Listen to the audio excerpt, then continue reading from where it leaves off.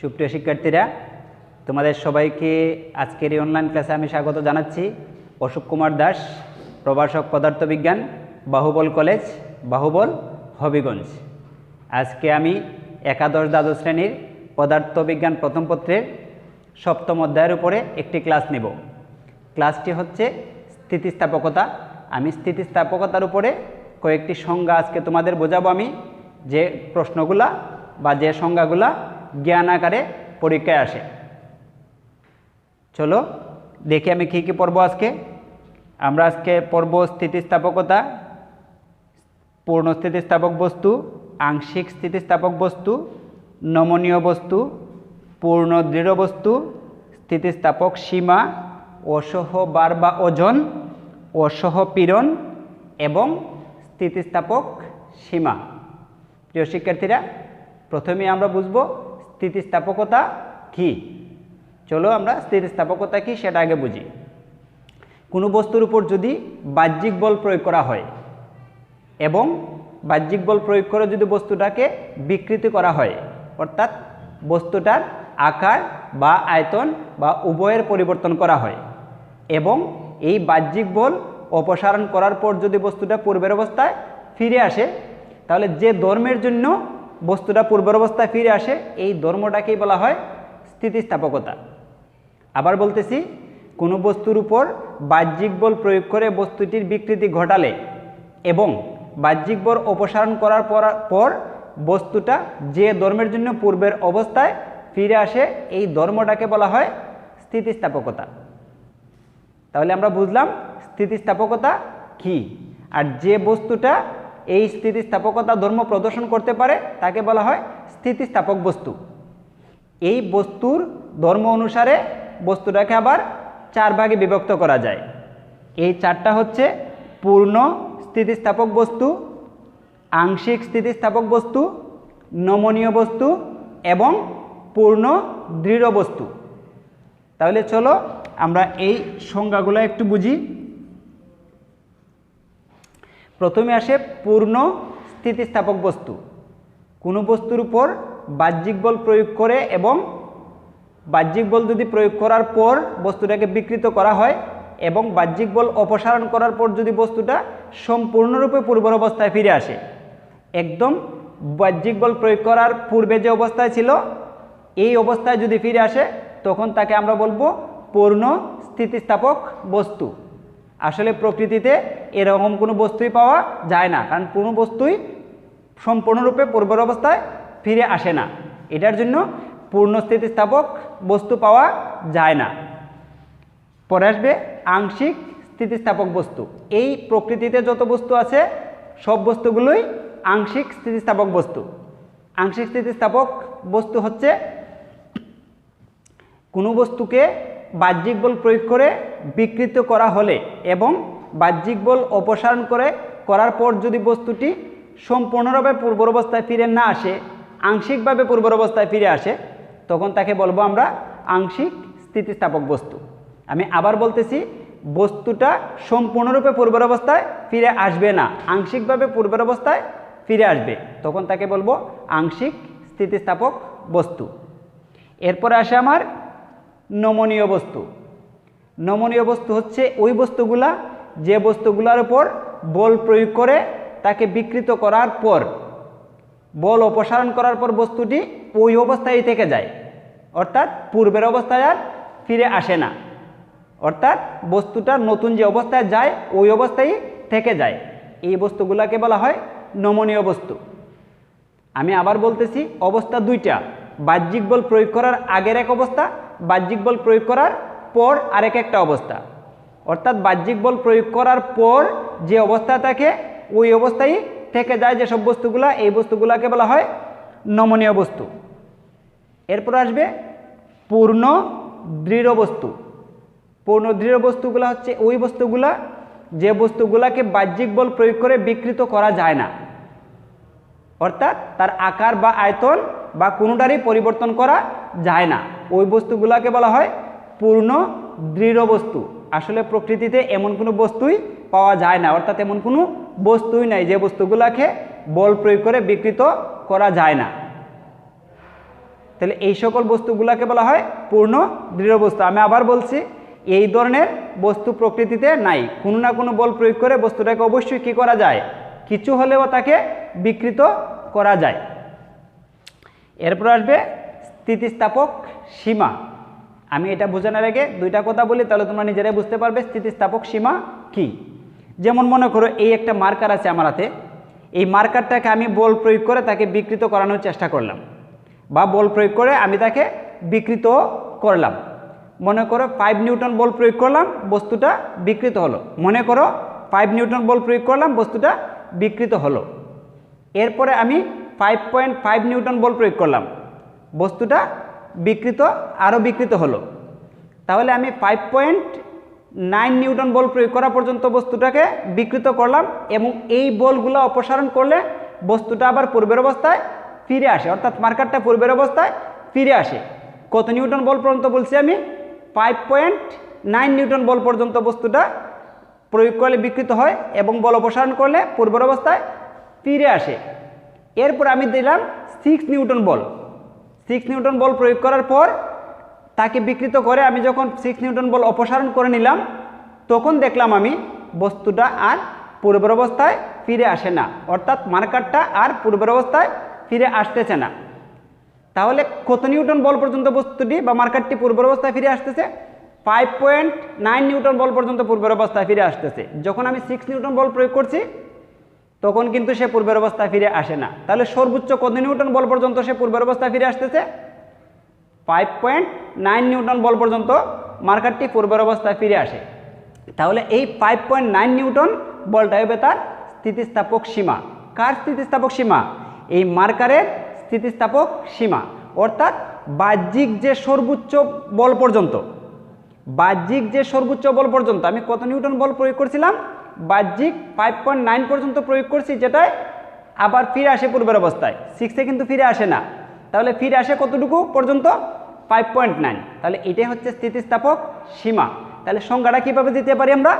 বাহ্যিক যে সর্বোচ্চ মান পর্যন্ত বা বাহ্যিক যে সর্বোচ্চ বল পর্যন্ত কোনো বস্তু স্থিতিস্থাপক বস্তুর মতো আচরণ করে, এই সকল এই মানকেই বলা হয় স্থিতিস্থাপক সীমা।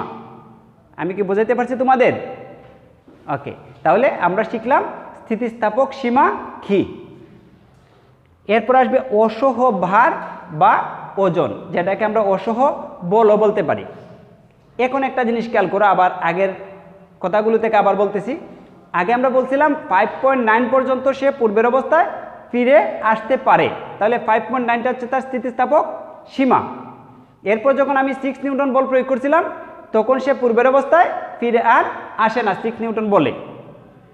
এখন যদি আমরা 6.1 নিউটন বল প্রয়োগ করি তাহলে দেখা যায় বস্তুটা বা মার্কারটা কি হয়ে যায়? ভেঙে যায়। আবার বলতেছি আমি, 5.9 পর্যন্ত পূর্বের অবস্থায় ফিরে যায়, 6 নিউটনে ফিরে যায় না, বাঁকাই থাকে। আবার যদি 6.1 নিউটন বল প্রয়োগ করি আমি, তাহলে দেখা যায় মার্কারটি ভেঙে যায়।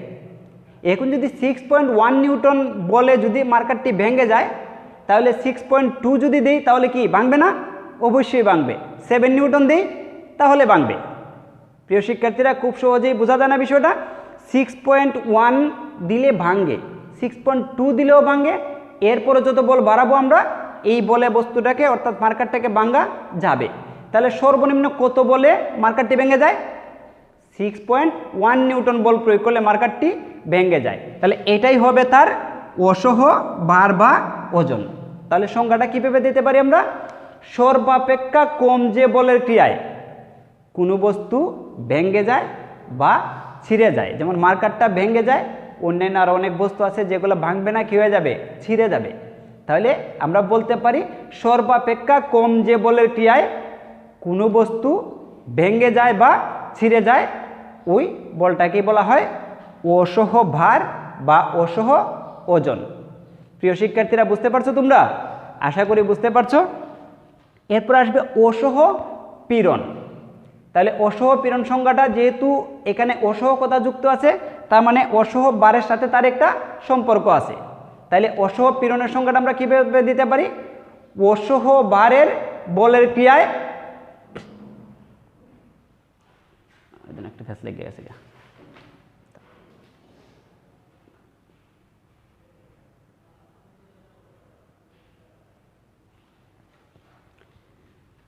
অসহ ভারের বলের ক্রিয়ায় বস্তুটি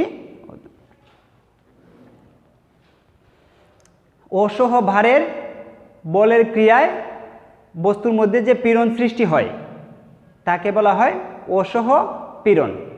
আবার বলছি, অসহ ভারের বলের ক্রিয়ায় বস্তুর মধ্যে যে পীড়ন সৃষ্টি হয় তাকে বলা হয় অসহ পীড়ন। এখন দেখো তাকে আরেকভাবে কিভাবে আমরা সংজ্ঞায়িত করতে পারি।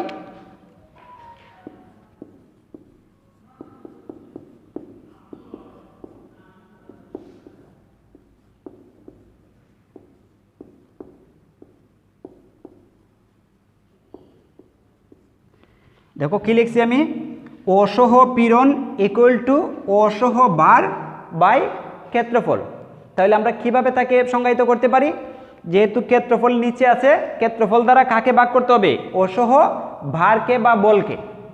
তাহলে আমরা কিভাবে সংজ্ঞায়িত করতে পারি, একক ক্ষেত্রফলে। তাহলে আমরা কি বলতে পারি, ক্ষেত্রফল নিচে আছে মানে আমরা বলতে পারি একক ক্ষেত্রফলে কোনো বস্তুর উপর খাড়া লম্বভাবে, একক ক্ষেত্রফলে কোনো বস্তুর উপর খাড়া লম্বভাবে সর্বাপেক্ষা কম যে বলের ক্রিয়ায় বস্তুটি ছিঁড়ে যায় তাকে আমরা বলতে পারি অসহ পীড়ন। প্রিয় শিক্ষার্থীরা,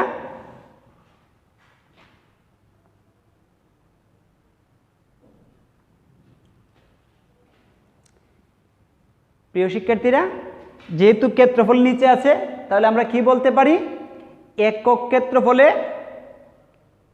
কোনো বস্তুর উপর খাড়া লম্বভাবে সর্বাপেক্ষা কম যে বলের ক্রিয়ায় বস্তুটি ছিঁড়ে যায় তাকে বলি আমরা অসহ পীড়ন। তাহলে এককটা কি হতে পারে অসহ পীড়নের, ভার বা বল, বলের একক কি নিউটন। তাহলে আমরা লিখতে পারি একক হবে নিউটন আর ক্ষেত্রফলের একক মিটার স্কোয়ার। তাহলে এককটা হবে নিউটন পার মিটার স্কোয়ার। ওকে, এখন দেখো এটার উপরে আমরা একটা অনুধাবনমূলক প্রশ্ন আমরা করতে পারি।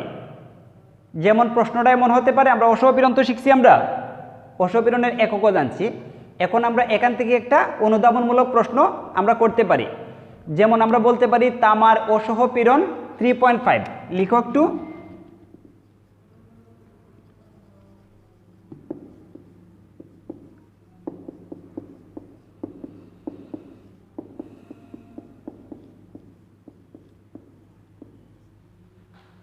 তামার অসহ পীড়ন 3.5 নিউটন পার মিটার স্কোয়ার বলতে কি বুঝো?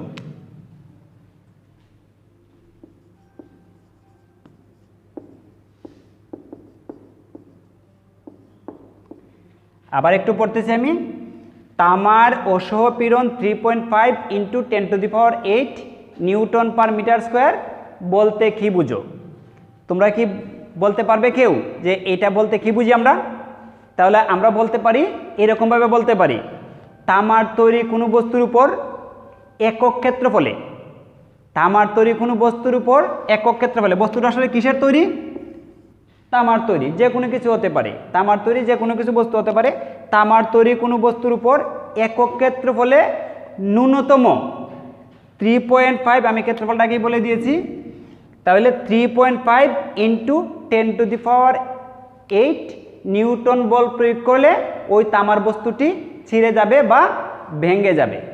আবার বলছি আমি, তামার অসহ পীড়ন 3.5 into 10⁸ newton per metre square বলতে কি বুঝো? তাহলে বস্তুটা কিসের তৈরি?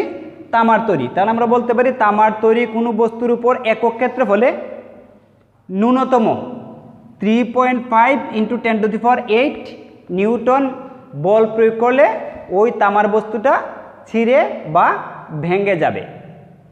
প্রিয় শিক্ষার্থীরা, বুঝতে পারছো তোমরা? আশা করি খুব সহজেই বুঝতে পারছো।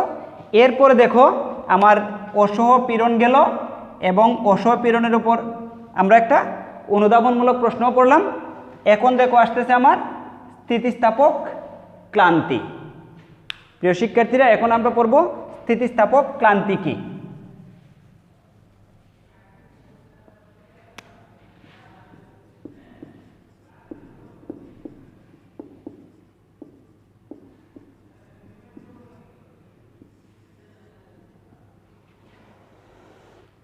এখন দেখো ক্লান্তির সংজ্ঞাটা আমরা পড়তেছি। স্থিতিস্থাপক সীমার মধ্যেও কোনো বস্তুকে, স্থিতিস্থাপক সীমার মধ্যে রেখেও কোনো বস্তুকে যদি ক্রমাগত পীড়নের হ্রাস বৃদ্ধি করা হয়, কিসের হ্রাস বৃদ্ধি করা হয়? পীড়নের হ্রাস বৃদ্ধি করা হয়, তাহলে পীড়নের হ্রাস বৃদ্ধির সাথে সাথে বিকৃতি সংঘটিত হয় না। আবার বলতেছি, কোনো বস্তুকে ক্রমাগত যদি পীড়নের হ্রাস বৃদ্ধি করি আমরা, কিসের মধ্যে রেখে? স্থিতিস্থাপক সীমার মধ্যে রেখেও কোনো বস্তুকে যদি ক্রমাগত পীড়নের হ্রাস বৃদ্ধি করা হয়, তাহলে পীড়নের হ্রাস বৃদ্ধির সাথে সাথে বিকৃতি সংঘটিত হয় না। একই সাথে বিকৃতি সংঘটিত হয় না, বিকৃতি একটু ধীরে সংঘটিত হয়, বিকৃতি একটু ধীরে সংঘটিত হয় এবং বস্তুর স্থিতিস্থাপক ধর্মের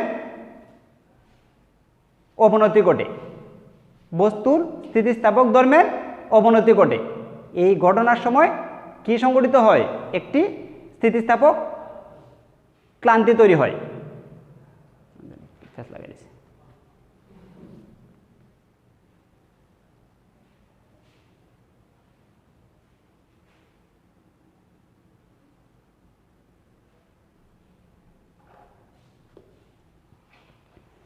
প্রিয় শিক্ষার্থীরা, এখন আমরা পড়ব স্থিতিস্থাপক ক্লান্তি। এখন আমরা পড়ব স্থিতিস্থাপক ক্লান্তি। একটা সংজ্ঞা তা খাইটু না, আমি ওই জায়গাটা খাইতে লিমো পড়ে। প্রিয় শিক্ষার্থীরা, এখন আমরা পড়ব, এটা মুছে দিই,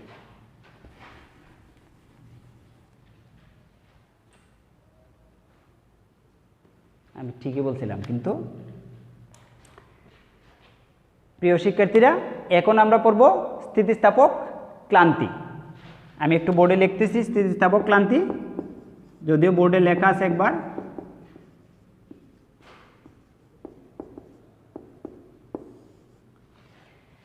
স্থিতিস্থাপক সীমার মধ্যে রেখেও কোনো বস্তুকে যদি ক্রমাগত পীড়নের হ্রাস বৃদ্ধি করা হয়, আবার বলছি, স্থিতিস্থাপক সীমার মধ্যে রেখেও কোনো বস্তুকে যদি ক্রমাগত পীড়নের হ্রাস বৃদ্ধি করা হয়, তাহলে পীড়নের হ্রাস বৃদ্ধির সাথে সাথে বিকৃতি সংঘটিত হয় না, বিকৃতি একটু দেরিতে সংঘটিত হয় এবং বস্তুর স্থিতিস্থাপক ধর্মের অবনতি ঘটে। এই অবস্থায় বস্তুটি কিছুটা ক্লান্তিতে ভোগে, এই অবস্থায় বস্তুটা কিছু ক্লান্তিতে ভোগে। তখন কোনো বস্তুর, ওই বস্তুটা অসহবারের কম ভরে বস্তুটা কী হতে পারে? ছিঁড়ে যেতে পারে। নর্মালি আমরা কি জানি, যে সর্বনিম্ন যে বলের ক্রিয়ায় বস্তুটি ছিঁড়ে যায়, এই বলটাকে বা এই বারটাকেই বলা হয় অসহবার। তখন সময় দেখা যায় কি বস্তুটা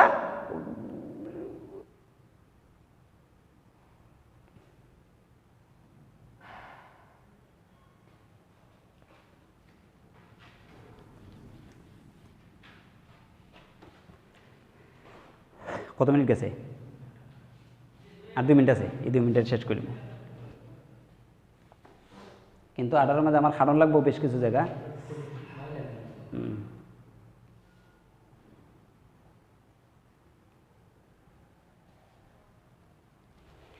প্রিয় শিক্ষার্থীরা, এখন আমরা পড়ব স্থিতিস্থাপক ক্লান্তি।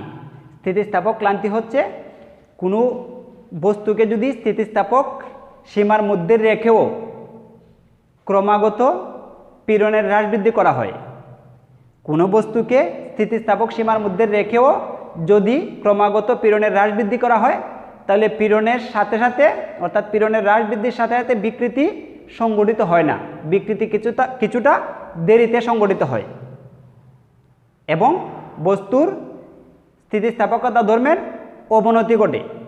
এক্ষেত্রে বা এ সময় বস্তুটি কিছু ক্লান্তিতে ভোগে। তখন এই বস্তুটি অসহবারের ক্রিয়ায়, অসহবারের থেকে কম বরের ক্রিয়ায় বস্তুটি ছিঁড়ে যেতে পারে। এই ঘটনাটাকে বলা হয় স্থিতিস্থাপক ক্লান্তি। তাহলে প্রিয় শিক্ষার্থীরা, আমি আজকের ক্লাসে কি কি পড়াবো সেগুলো আমি বোর্ডে লিখে রেখেছিলাম এবং এইগুলো আমি আজকে পড়িয়েছি। আশা করি তোমরা বুঝতে পেরেছো এবং বাসায় পড়ে সংজ্ঞাগুলো শিখবে এবং খাতায় লিখবে। তাহলে আজকে আমি এখানেই ক্লাস শেষ করলাম। সবাই ভালো থেকো, সুস্থ থেকো, বাড়িতে থেকো। সবাইকে অসংখ্য ধন্যবাদ।